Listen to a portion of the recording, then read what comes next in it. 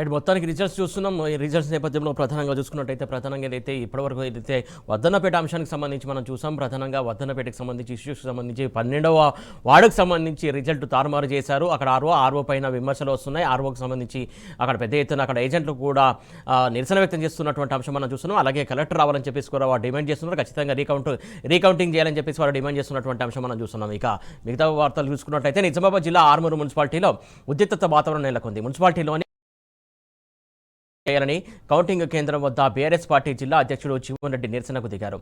Counting కేంద్రం gate ఎక్కి నినాదాలు చేశారు.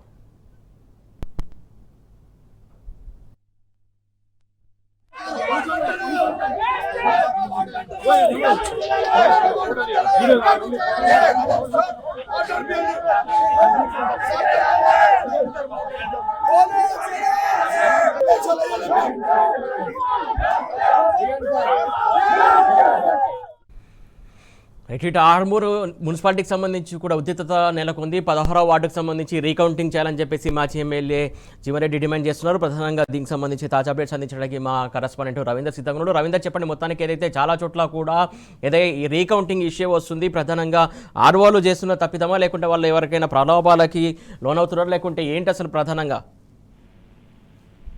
ఆర్మూర్ మున్సిపాలిటీలోని ఇప్పటి వరకు వెలువడిన ఫలితాలలో బీఆర్ఎస్ పార్టీకి సంబంధించినటువంటి 16వ డివిజన్ లో అభ్యర్థికి 3 ఓట్ల తేడాతో కాంగ్రెస్ పార్టీకి చెందినటువంటి అభ్యర్థి విజయం సాధించారని ఆర్ఓ ప్రకటించడం జరిగింది. ఈ నేపథ్యంలో ఆర్మూర్ జిల్లా అధ్యక్షుడు, ఆర్మూరుకు సంబంధించినటువంటి మాజీ ఎమ్మెల్యే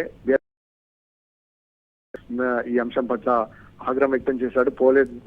ఈ పోస్టల్ బ్యాలెట్ కి సంబంధించిన అంశంలోనూ కూడా బీఆర్ఎస్ పార్టీకి అనుకూలంగా ఉన్న ఓటును అటు తారుమారు చేసినట్టుగా చూపించడం జరిగింది. ఈ నేపథ్యంలో అటు కౌంటింగ్ కేంద్రంలో ఉన్నటువంటి ఈ కాంగ్రెస్ ఏజెంట్ల అవకతవకలు పాల్పడ్డారని ఆర్ఓ సహకారంతో ఆరోపిస్తూ పెద్ద ఎత్తున నిరసన కార్యక్రమం దిగారు. ఈ నేపథ్యంలో ఆర్మూర్ లో ఉన్నటువంటి 16వ డివిజన్ లో రీకౌంటింగ్ చేయాలని ఆర్ఓ ఇటు కాంగ్రెస్ కు అదేవిధంగా బీజేపీ నాయకులకు అనుకూలంగా వ్యవహరిస్తున్నారని ఆగ్రహం వ్యక్తం చేస్తూ బీఆర్ఎస్ పార్టీ జిల్లా అధ్యక్షుడు కౌంటింగ్ కేంద్రం వద్ద నిరసనకు దిగాడు. ఈ నేపథ్యంలో 3 ఓట్ల తేడాతో మొదటగా బీఆర్ఎస్ పార్టీకి సంబంధించిన అభ్యర్థి లీడ్ లో ఉన్నాడని ప్రకటించిన నేపథ్యంలో అభ్యర్థి గెలుస్తాడని అంతా అనుకున్నారు. తమకు అనుకూలంగా ఉందని బీఆర్ఎస్ సంబంధించిన వార్డ్ కౌన్సిలర్ కూడా అభ్యర్థి ఎవరైతున్నారో అతనికి అనుకూల ఫలితాలు వస్తాయని అనుకున్నారు. ఈ నేపథ్యంలో 3 ఓట్ల తేడాతో అనూహ్యంగా కాంగ్రెస్ అభ్యర్థి గెలుపొందినట్లుగా ఆర్ఓ ప్రకటించడంతో ఆగ్రహం వ్యక్తం చేస్తూ మళ్లీ రీకౌంటింగ్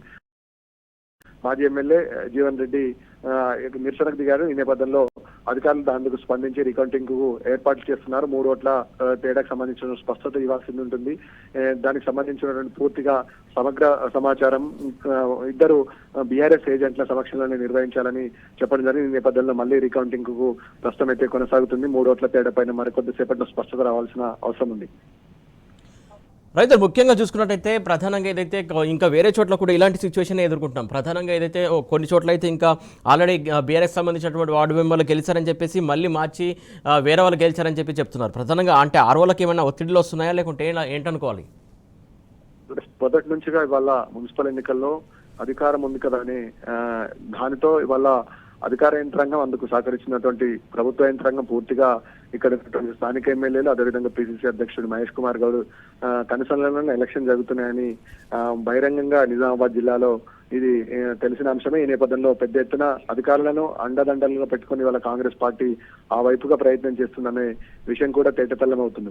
ఉదయం నుంచి ఇదే అంశం పైన అధికారులు అదేవిధంగా ఇక్కడ ఉన్నటువంటి ఆర్ఓలు సంబంధించినటువంటి ఇక్కడ ఉన్నటువంటి పొలిటీషియన్స్ అంతా ఒక తాటిపైకి వచ్చేసి రిజల్ట్ ను తారుమారు చేస్తున్నారనే అభియోగాలు కూడా ప్రధానంగా వినబడుతుంది. ముఖ్యంగా అధికారులకు విపరీతమైన ప్రెషర్స్ ఉంటుంది. ఫలితాలు వెలువడంలో ఆలస్యం అవుతుంది. ముఖ్యంగా ఫలితాలపైన స్పష్టతలో కరువైంది. ఈ నేపథ్యంలో బ్యాలెట్ సిస్టమ్ కాబట్టి చాలా జాగ్రత్తగా ఉండాల్సిన అవసరం ఉంటుంది. ఒక బండల్స్ కి 25 ఓట్లను లెక్క కట్టడం జరిగింది. లెక్క కట్టిన ఓట్ల పరిస్థితి 25 ఓట్లు అక్కడ ఇక్కడ ఎక్కడన్నా పెట్టుకోవడానికి వెసులుబాటు ఉంటుంది. ఈ నేపథ్యంలో కౌంటింగ్ అయిన ఓట్లను మళ్ళీ కౌంటింగ్ చేసుకోవడానికి కూడా వెసులుబాటు ఉంటుంది. ఈ నేపథ్యంలో ఇటు అధికారుల కనుసన్నల్లోనే పోస్టల్ బ్యాలెట్ కాబట్టి అందులో బ్యాలెట్ సిస్టమ్ ఎన్నికలు కాబట్టి ఈ నేపథ్యంలో అట్లా అధికారుల చేసిన విధంగా అదేవిధంగా చూపించిన విధంగానే నడుస్తుందని అందరూ అనుకుంటున్నారు. ఈ నేపథ్యంలో ఇటు అధికార యంత్రాంగానికి ఇటు ప్రభుత్వ సంబంధించినటువంటి ప్రజాప్రతినిధులకు సయోధ్య ప్రకారమే ఎన్నికలు జరుగుతున్నట్టుగా స్పష్టంగా కనబడుతుంది. ఈ నేపథ్యంలో గెలుపు